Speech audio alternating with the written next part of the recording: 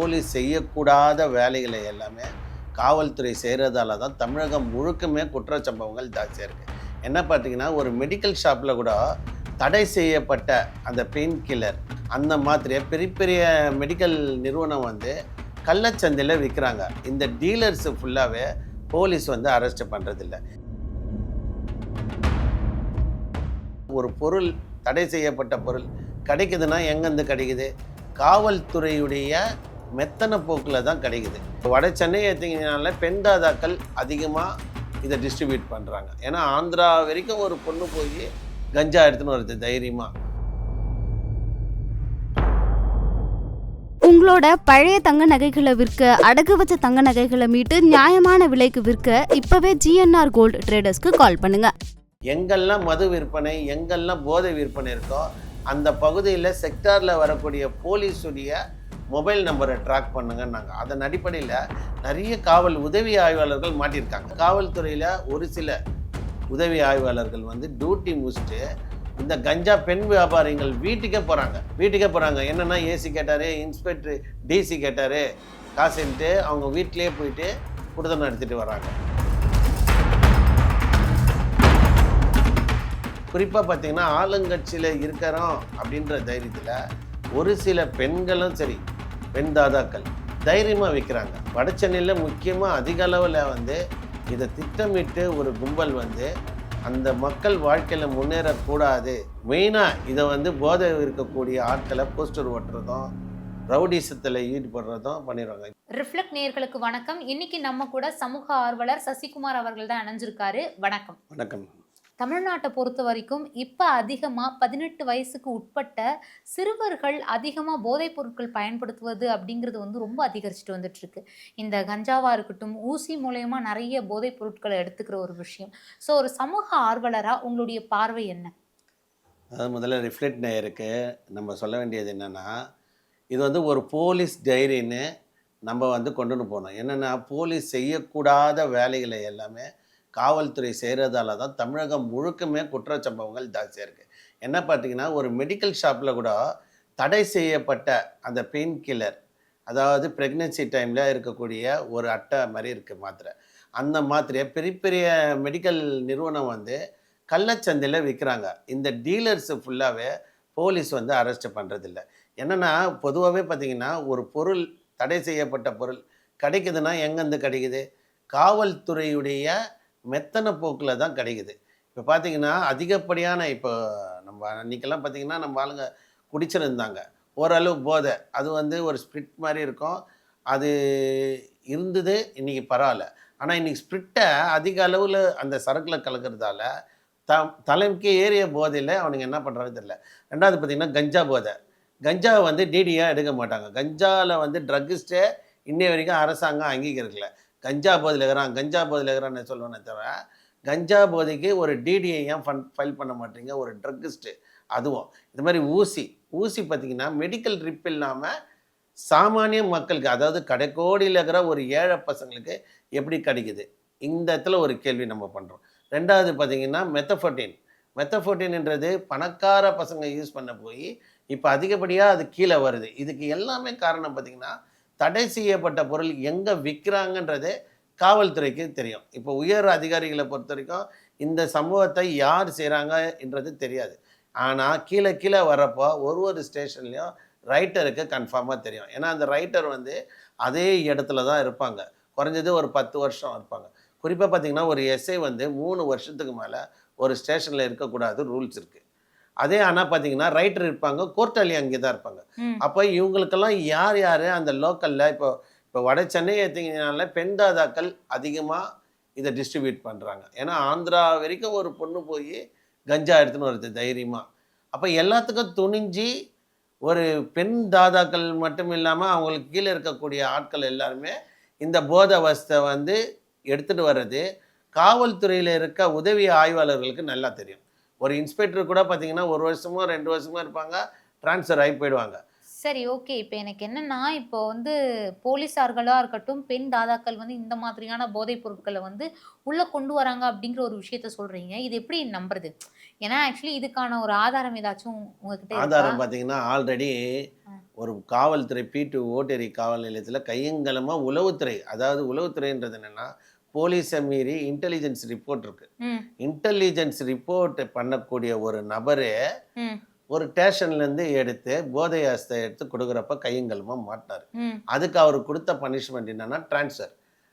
Transfer தான் குடுத்துக்குறாங்க. இப்ப நம்ம கேட்கக்கூடிய கேள்வி என்னன்னா, ஒரு போதைப் பொருள் ஒரு ஸ்டேஷன்ல சீஸ் பண்ண பொருள எடுத்து, ஒரு காவல்துறை அதிகாரிகள் வந்து எடுத்து வெளியில குடுக்குறாங்க. அதுக்கு அவரு அப்ப ட்ரான்ஸ்ஃபர் வேணும்னா, போலீஸ் ஸ்டேஷன்ல உள்ள சீஸ் பண்ண கஞ்சா, கள்ளச்சந்தையில வித்தது, இந்த மாத்திரைங்க எல்லாம் சீஸ் பண்ண பொருள் எடுத்து நம்மளுக்கு குடுத்தா ட்ரான்ஸ்ஃபர் கிடைக்குமான்றாங்க. இப்ப நம்ம பார்த்தீங்கன்னா, நீங்க நல்லா பார்த்தீங்கன்னா, தமிழ்நாட்டிலே வந்து நம்ம கம்ப்ளைண்ட் தான். சமூக ஆர்வலருடைய கம்ப்ளைண்ட் நம்ம கம்ப்ளைண்ட் தான் வந்து போதைக்கு எதிரான ஒரு விஷயங்கள்ல பண்றோம். இப்ப நான் வந்து சமீபத்தில கூட ஒரு கம்ப்ளைண்ட் குடுத்துருக்கேன் புளியாந்தோப்பு டிஸ்ட்ரிக்ட்ல.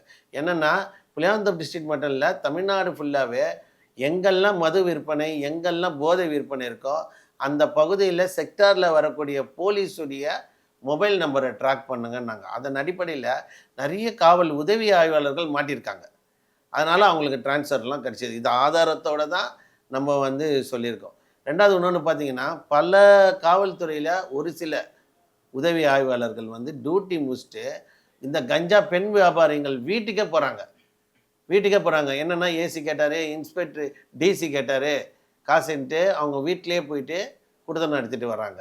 அதையும் நம்ம கையங்கலமா இந்த ட்ராக்ல புடிச்சிருக்காங்கன்றத பகிர் தகவல நம்ம ம். உயர் அதிகாரிகளுக்கு சொல்லி, அவங்க மேல நடவடிக்கை எடுத்திருக்க வரலாறு நம்ம இந்த 4 ஆண்டுகள்ல நடந்திருக்கு. என்னன்னா பார்த்தீங்கன்னா, ஒரு கஞ்சா ஆந்திராலேருந்து வருது. இங்கேருந்து ஆந்திராவுக்கு சப்ளை பண்றே அந்த பொண்ணு போய் எடுத்துன்னு வருதுன்னா, அங்க யார் சப்ளை பண்ணி குடுத்தா? இது ஒரு செயின் லிங்க் மாரி இருக்கு. இதுக்குள்ள வந்து ரவுடிசம் வராங்க, போலீஸு வராங்க. ஒரு கஞ்சா வியாபாரி பொண்ண புடிச்சா ஒரு 20 அட்வொகேட் எப்படி போய் நிக்கிறாங்க? அப்போ இந்த சமுதாயத்துல ஒரு சில வழக்கறிஞர்கள் ஒரு கஞ்சா வியாபாரிக்கு ஒரு கேஸா பார்க்காம உடனே ஸ்பாட்ல ஸ்டேஷன்ல போறாங்க.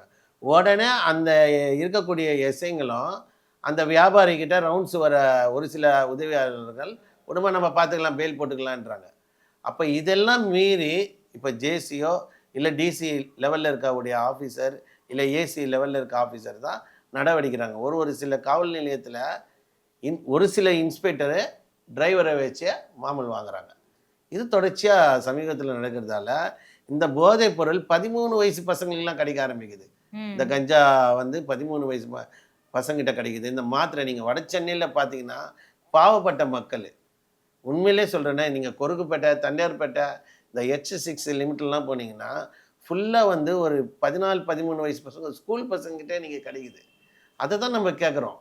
நீங்க H6 லிமிட்ல பார்த்தீங்கன்னா, அந்த டிஸ்ட்ரிக்ட் ஃபுல்லாவே அந்த ஸ்டேஷன் லிமிட்ல நெறைய போதை மாத்திரை சின்ன சின்ன பசங்க ஏன் பெண்களும் யூஸ் பண்றாங்க. போதை மாத்திரைங்க. நீங்க Instagramல பார்த்தீங்கன்னா, போதை மாத்திரை போட்டு ஒரு சில பெண்கள் வந்து தொடர்ந்து Instagramலயே பதிவு போடுறாங்க. இப்ப சமீபத்தில கூட ஒரு பையன் வந்து Instagram மூலமா H6 காவல் நிலையம் அந்த லிமிட்ல நம்ம நெறைய புகாரும் குடுத்துருக்கோம். நெறைய வாட்டி சொல்றோம். ஆனா, அது இது பண்ணல. இன்ஸ்டா மூலம் கிட்டத்தட்ட போதை மாத்திரை வித்து அரெஸ்ட் ஆயிருக்காங்க. அந்த பையன் அரெஸ்ட் ஆயிருக்கான். அதனால என்னன்னா, இப்போ வட சென்னைன்ட்டு குறிவைக்கல. இப்போ பொதுவாவே தமிழகம் முழுவதும் பள்ளி, கல்லூரிகளில மாணவர்களுக்கு எளிதாக கிடைக்கக்கூடிய இந்த போதை பொருள வந்து விநியோகம் பண்றாங்க. இப்ப நம்ம என்ன சொல்றோம்னா, எந்த கட்சியில இந்த போதை மாத்திரை விக்கிறவன் இருக்கானோ, அந்த கட்சியுடைய அங்கீகாரம் தொடர்ந்து அரெஸ்ட் பண்ணக்கூடிய ஆட்கள் இப்போ ஒரு நபர அரெஸ்ட் பண்றாங்களா, அவங்க எந்த கட்சியில இருக்காங்க? உடனே அந்த கட்சியுடைய டீட்டெயில்ஸ் கலெக்ட் பண்ணி தேர்தல் ஆணையத்துக்கிட்ட குடுக்கணும். அந்த மாரி தமிழகம் முழுவதும் நடந்துச்சுன்னா, எந்த கட்சியை சார்ந்தவங்க இந்த போதை புழக்கத்த ரொம்ப பண்றாங்களோ, அந்த கட்சியுடைய அங்கீகாரத்த ரத்து செய்யணுன்ட்டு தான் நம்ம பண்ணோம். குறிப்பா பார்த்தீங்கன்னா, ஆளுங்கட்சியில இருக்கிறோம் அப்படின்ற தைரியத்தில, ஒரு சில பெண்களும் சரி, பெண் தாதாக்கள் தைரியமா விக்கிறாங்க. அப்போ ஆளுங்கட்சிக்கு தெரிஞ்சு தான் இது நடக்குது அப்படின்னு நம்ம எடுத்துக்கணும். புரியுதுங்களா?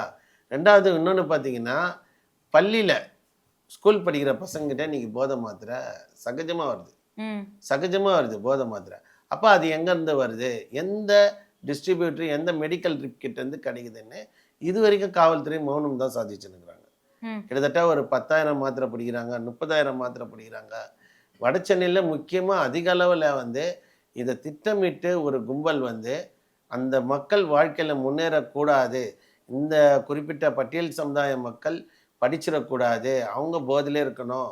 ரெண்டாவது கட்சிக்காரங்களுக்கு மெயினாக இதை வந்து போதை இருக்கக்கூடிய ஆட்களை போஸ்டர் ஓட்டுறதும் ரவுடிசத்தில் ஈடுபடுறதும் பண்ணிடுவாங்க. இப்போ குறிப்பாக பார்த்தீங்கன்னா ஒரு ரவுடியை சாவடிக்கிறாங்க வச்சுங்களேன், அந்த ரவுடியை சாவடிக்க போகிறோன்னு யாருமே சொல்ல போகிறதில்ல.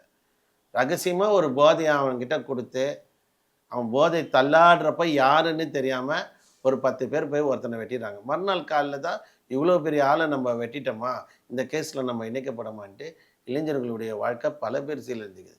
நீங்கள் சமீப காலம் பார்த்தீங்கன்னா இந்த ஊசியில் கூட வடச்சென்னையில் அதிக அளவு பாதிக்கப்பட்டு, நீங்கள் வடச்சென்னையில் பார்த்தீங்கன்னா லாட்ஜில் ரூம் எடுத்து பசங்க போய் ஊசி அடித்து 10க்கும் மேற்பட்டவங்க நிறைய பேர் செத்துருக்காங்க.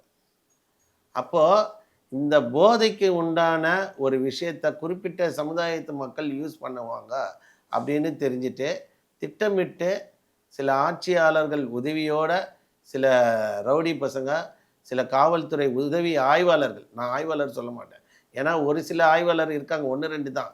ஆனால் உதவி ஆய்வாளர்கள் நிறைய பேர், ஒரு சில உதவி ஆய்வாளர்கள் ஒரு ஃப்ராங்காக அந்த அக்யூஸ்டுங்களுடைய ஃபோன் நம்பருக்கு போகிறாங்க, அந்த அக்யூஸ்டுங்க வீட்டுக்கு போகிறாங்க, அந்த அக்யூஸ்டுங்கிட்ட சகஜமாக பேசி அந்த அக்யூஸ்டுக்கு ஆகாதவனுங்களை அரெஸ்ட் பண்ணுறாங்க.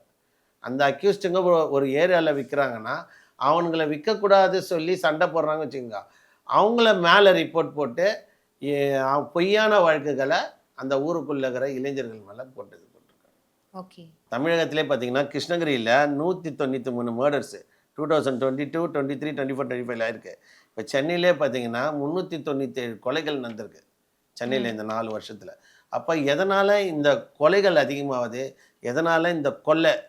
இப்போ கூட சமீபத்தில் இப்போ காலையில் கூட ஒரு பொண்ணு செயினை அறுத்துட்டாங்க. அப்போது கொள்ளையிலேருந்து மட்டுமல்ல, பெண்கள் அதிக அளவு பாதிக்கக்கூடிய ஒரு விஷயமா இந்த போதை அரசு இருக்கிறப்போ அரசாங்கம் விழிப்போடு செயல்படணும். இந்த போதைக்கு எதிரான ஒரு விஷயம். இன்றைக்கி நம்ம சங்கம் சார்பாக சமூக ஆர்வலர் சசிகுமார் கொடுத்த புகாரின் பேரில் புளியாந்தோப் டிஸ்ட்ரிக்டில் வண்டி 80% அக்யூஸ்டுகள் அரெஸ்ட் ஆகிருக்காங்க. அதுலேயே பார்த்தீங்கன்னா என்னுடைய கம்ப்ளைண்ட் மட்டும்தான் இருக்கும்.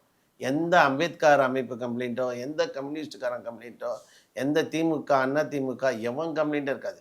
அதுவே நான் ஃபார்முலா எடுத்து தமிழ்நாடு ஃபுல்லாக போட்டு கிட்டத்தட்ட ஒரு 20,000 பேருக்கு மேலே தமிழகம் எங்கும் வந்து காவல்துறை நடவடிக்கை எடுத்திருக்காங்க.